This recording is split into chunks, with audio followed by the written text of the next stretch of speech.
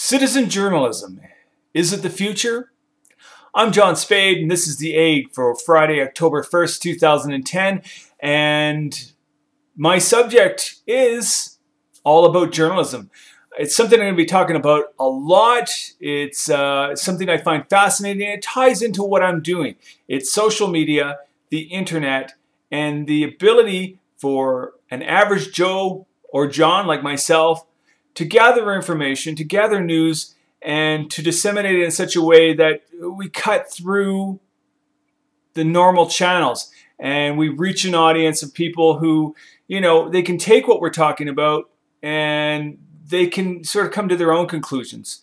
I'd say there's definitely a bias anywhere you're going to get a news source, and even if it is from guerrilla journalists, which is sort of a catchphrase they're using these days for people on the internet who are making themselves quasi-news journalists. So that's where I'm going today. And I guess it's also a great way to touch on the egg that I did yesterday and how putting ideas out like I do and having a certain bias and having an opinion about the way society works now, it has its pluses, it has its negatives.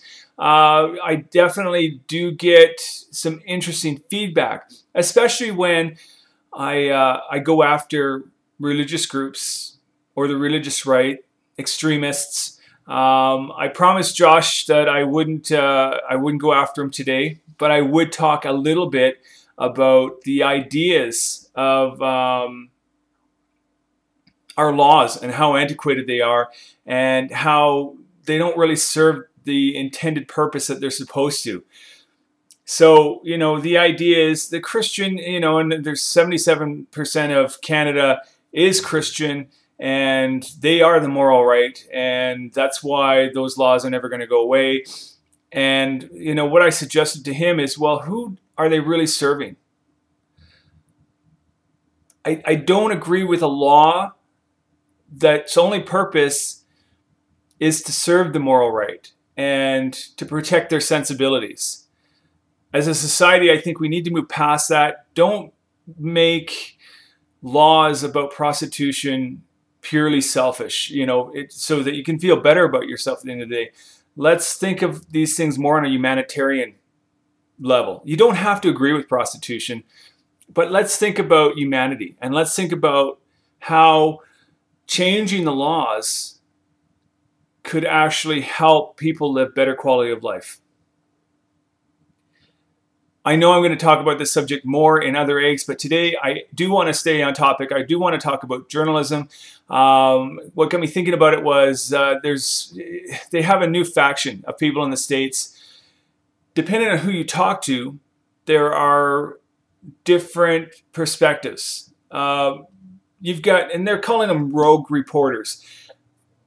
Some people don't, and I'm talking, when I say some people, I'm talking people in the industry absolutely hate that this is going on, where you've got some young people now who are taking matters in their own hand, have camera, will travel, they're going out, they're gathering news. They're actually, you know, some of them aren't making any money, they have a vision, and they're going out in the trenches, they're doing their research, they're going out as reporters and gathering stories and putting them up for people to see.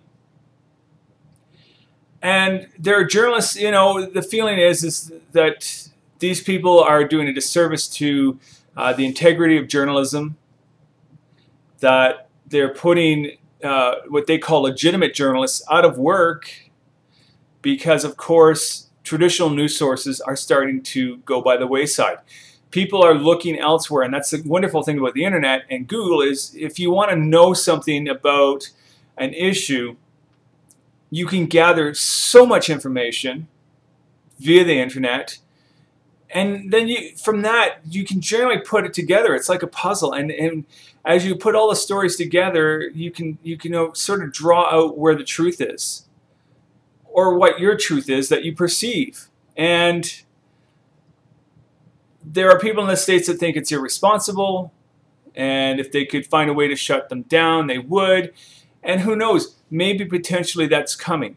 With some of the laws that they're trying to change in the States with Viacom and Google, and there's a few other groups who are petitioning the courts right now to change the rules on how information is carried out over the internet, and how they can basically, they're going to have a blacklist for the internet.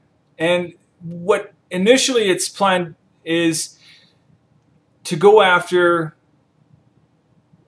I guess, the YouTubes of the world who put, material that's copyright infringement.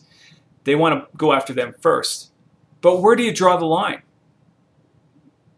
Once you have a law in place that can potentially blacklist a certain, company, like a certain website, where does it stop? So they want to shut somebody up who maybe has information, who maybe has an audience, and there are quite a few people out there right now in YouTube world, like myself, only on a much larger scale. I'm talking about people that I check out regularly to see what they're doing, what they're blogging about, what they're talking about, who have hundreds of thousands of people watching every day to see what they've got to talk about, what kind of news they're throwing out. That's staggering. Those are staggering numbers when you consider that they're not part of traditional news gathering. They're not part of a traditional network. These are people with a camera in their room who are putting out ideas, sort of like myself. And I can see where I'm starting to grow and evolve, and potentially I can see down the road where I'll have a substantial audience, I hope, providing that, I keep on track and I keep listening to the feedback that I'm getting from those people that are tuning in. And it's a powerful thing. It's hard to stop somebody like myself because it is a free and democratic world. We are allowed to have opinions, and I can, whether you agree or disagree with me, I can still engage. And it's like my buddy Josh, who we talked in great detail last night about the whole prostitution thing, and he is part of the religious right, and he morally is opposed to ideas of legalization of prostitution. He still respects my opinion, and I am able to engage on the topic of this. Now, the second that you're able to engage another person and create dialogue, that's when you're, the ability is there to change and to create change and to potentially evolve into something. And I think that's the wonderful thing about the internet. And, guerrilla journalism, as they're calling it, there's a great piece in Wikipedia about it that talks about how it works and how audiences are shaping the future of news and information. That's a direct quote from the site. I'm telling you, and I'm going to keep telling you, the social medias, the YouTubes, little factions, or I choose individuals like myself all across the world right now who are doing exactly what I'm doing and putting stories out there, and some good, some bad. I think as long as we, keep some integrity with what we're doing, try not to get too far off the balance. I mean, honestly, I get up here sometimes, I'm on my soapbox, and I want to do it objectively enough that I'm not trying to, sway anybody, but I'm just trying to put out the idea of, what it is I'm talking about, so that you can take that information and do with it as you please. And I'm hopefully, I'm doing it in an honest fashion. So, guerrilla journalism. There it is. I'm at the 9-minute mark. There's more to talk about. And I definitely want to cover guerrilla journalism, citizen journalism in future eggs. So I will be talking about it some more. Again, thanks for all the feedback that I've been getting. I really appreciate it. And this is the Egg, and I'm out.